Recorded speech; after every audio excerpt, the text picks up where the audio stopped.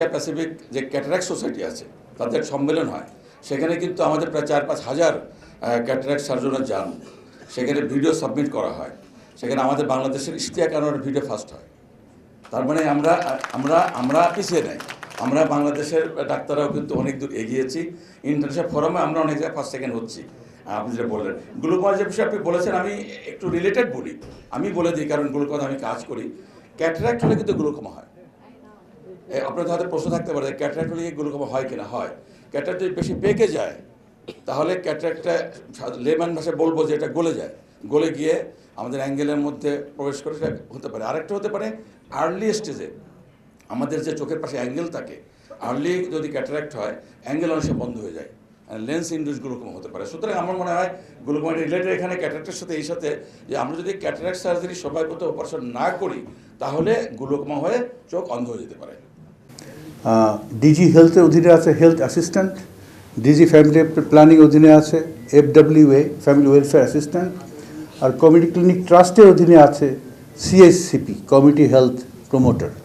আমরা এগুলোকে একীভূত করব, আমরা ইউনিফাইড করব, করে আমরা একটা ক্যাডার তৈরি করব যার নাম হবে কমিউনিটি হেলথ ওয়ার্কার, যারা প্রত্যেক ঘরে আমরা নাম্বারও নির্ধারণ করেছি। আপনারা শুনেছেন মাননীয় প্রধানমন্ত্রীর মুখে যে 1 লক্ষ নতুন স্বাস্থ্যকর্মী নিয়োগ দেওয়া হবে। এই মুহূর্তে আমাদের দেশে স্বাস্থ্যকর্মী আছে 3টা ক্যাডারে মোট 41 থেকে 42 হাজার। আমরা যে আরও আমরা হিসাব করে দেখেছি যদি আমরা আরও 1 লক্ষ নিয়োগ দিই তাহলে আমরা নিশ্চিত করতে পারবো বাংলাদেশের গ্রাম এবং শহর, পাহাড়, সমতল, চর প্রত্যেকটা ঘরে অন্তত 2 মাস পর পর একবার একজন কমিউনিটি হেলথ ওয়ার্কার তার আপনার একটা বক্স নিয়ে আসবে। সেখানে এসে আপনার কিছু বেসিক টেস্ট, অ্যাডাল্টদের ব্লাড প্রেশার, অ্যাডাল্টদের ব্লাড সুগার, ছোটো বাচ্চাদের নিউট্রিশন, হাইট, ওয়েট, আপনার মেন্টাল হেলথ স্ক্রিনিং করবে, খুব বেসিক মেন্টাল হেলথ। এবং এই যে ক্যাটারাক্ট আপনি যা বলছেন, আমাদের যে এল্ডারলি, আমাদের প্যালিয়েটিভ কেয়ার, এই এল্ডারলিদের আপনার অন্তত জিজ্ঞাসা করবে যে বাবা মা আপনারা কি দেখতে পাচ্ছেন। এই স্ক্রিনিং খুব বেসিক একটা স্ক্রিনিং তারা করবে, এবং ওখানে যদি কোনো সমস্যা তারা পায় তারা ইমিডিয়েটলি ওই ব্যক্তিকে তার অ্যাসাইন্ড প্রাইমারি হেলথ কেয়ার যে সেন্টার সেখানে রেফার করে দেবে আপনার থ্রু হেলথ কার্ড। তার হেলথ কার্ড থাকবে এবং আমাদের যে প্রাইমারি হেলথ কেয়ার ওয়ার্কার তারা এম্পাওয়ার্ড থাকবে থ্রু সাম AI টেকনোলজি। এইটাই আমাদের চিন্তা। এই টেকনোলজি এখন বেশ সস্তা হয়ে গেছে, এখন অত মূল্যবান না, করা যাবে। আমরা দেখেছি highly feasible in our country context. যদি আমরা এই সিস্টেম বাংলাদেশের সব জায়গাতে চালু করতে পারি, আজকে যে ব্লাইন্ডনেস যে 80% আপনার ব্লাইন্ড হয়ে যায়, আমরা বিশ্বাস করি এই আর্লি আইডেন্টিফিকেশন আপনার অনেক বেশি এফিশিয়েন্ট হবে এবং আমরা আমাদের যে আপনার প্রিভেন্টেবল ব্লাইন্ডনেস এইটা আমরা সম্পূর্ণভাবে প্রিভেন্ট করতে সক্ষম হব। প্রিয় উপস্থিতি, এইটা আমাদের হলো প্রাইমারি হেলথ কেয়ারের চিন্তাভাবনা। এর সাথে সাথে যদিও ক্যাটারাক্ট না, আমি আই কেয়ারের আরেকটা প্রসঙ্গে একটু কথা বলতে চাই আমার ব্যক্তিগত জীবন থেকে। আমার একটা মাত্র মেয়ে সন্তান, মেয়েটা এখন PhD করছে পাবলিক হেলথে। তো ও যখন ক্লাস 7-এ পড়ে তখন আমি চাকরি ট্রান্সফার হয়ে কানাডা থেকে আমি ভিয়েনাতে আসি, অস্ট্রিয়াতে আসি ইন্টারন্যাশনাল অ্যাটমিক এনার্জি এজেন্সিতে চাকরি নিয়ে। ওখানে ভিয়েনা ইন্টারন্যাশনাল স্কুলের রিকোয়ারমেন্ট ছিল যে আপনার কম্পালসারি কিছু মেডিকেল টেস্ট তাকে করতেই হবে। আমার মেয়ে কিন্তু তখন ক্লাস 8-এ উঠবে। ওই প্রথম চোখ পরীক্ষা করে আমার মেয়ে বুঝতে পারলো যে দূরের জিনিসও এত স্পষ্টভাবে দেখা যায়। শি ওয়াজ সো এক্সাইটেড, কারণ অতদিন পর্যন্ত ও আমাদেরকেও কখনো কমপ্লেন করে নাই, because she thought that's the normal, যে অত দূরে দেখা যায় না। তা আমি মাঝে মাঝে লক্ষ্য করতাম এটা এইভাবে তাকায় দেখে, কিন্তু কখনো মাথায় আসে নাই যে ওর চোখ ঠিক নাই। ওই প্রথম আইডেন্টিফাইড হলো যে সে দূরের জিনিস দেখতে পারে না। Now imagine the level of learning loss she suffered from until class 8। তো এই লার্নিংকে কেন্দ্র করে আমি আমার নিজ এলাকায়, আমার বাড়ি ঝালকাঠিতে, ওখানে আমি চেষ্টা করেছি বেশ কিছু স্কুলে আপনার এই আই স্ক্রিনিং করতে। প্রচুর ছেলেমেয়েরা আপনার দূরের জিনিস দেখে না। তো আমার মনে হয় যে ক্যাটারাক্ট আমাদের এল্ডারলি পপুলেশনের জন্য যতটা প্রয়োজন, আমার মনে হয় যে equally even more important to make sure যে আমাদের যে স্কুল গোয়িং চিলড্রেন, হ্যাঁ, তারা আপনার এই চোখের সমস্যায় সাফার যারা করতেছে, they are rightly identified, timely identified, and they are treated that will give us lot of dividend as a nation in national productivity. কারণ এরাই তো পড়াশোনা করবে, এরা ওয়ার্কফোর্সের মধ্যে ঢুকবে, দে উইল আর্ন, হ্যাঁ, and they will earn better if they learn better.